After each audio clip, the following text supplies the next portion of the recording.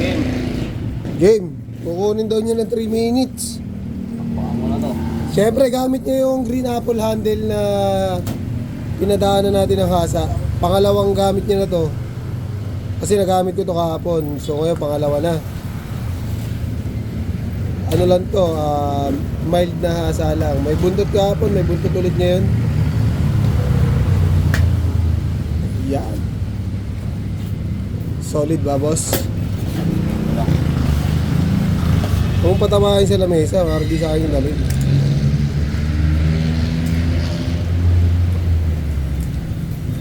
Yeah.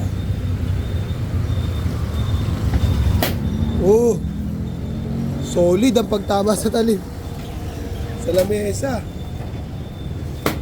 Wag.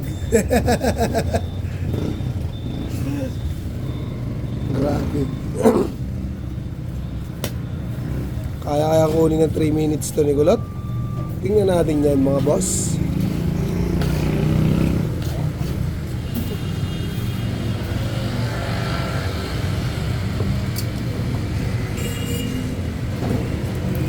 Yun na.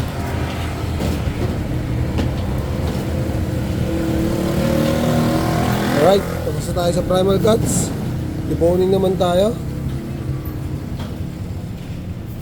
Medyo madalas lang talaga yung handle nitong knife na to guys. Pero napaka quality nito. Pag nakakuha niya ng 3 minutes yan guys. Ayan o. Okay, tapos na agad sa patahin.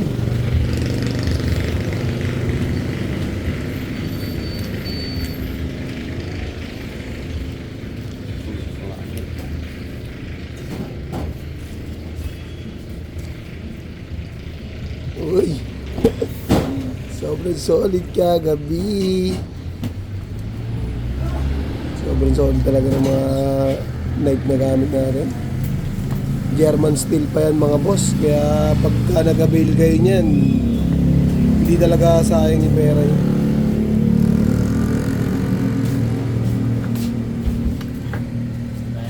Pang matagalang ng knife na to. Tapos napakaganda pa ng quality. Sa mga gusto mag-avail ng knife mga idol no, na ganito ka quality, ilalagay ko na lang yung comment section sa link para makakita nyo na lang at makapag-avail na kayo ng mga knife na quality, number 1 knife in the Philippines.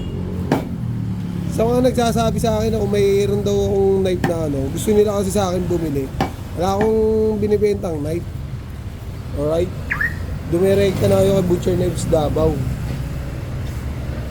Siguro soon, pagka meron na tayong knife na ganito ka-quality na ibebenta, soon. Sa ngayon, wala pa eh.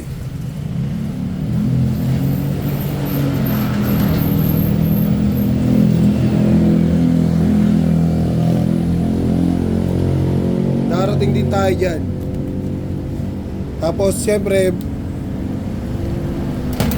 yung iba sinasabi, lagyan ko pa ng signature, ano. Ipapaprame pa. Mangyayari yan, soon. Struggle. Konti lang naman.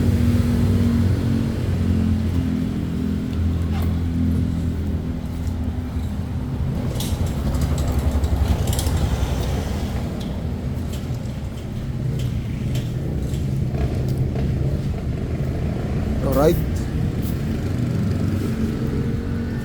Ayan na po, yung pata ng dinosaur.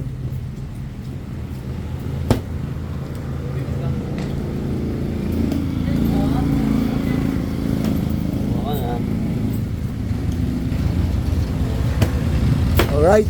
Ano masabi mo sa green handle? Madulas. Madulas lang sa kamay pero solid.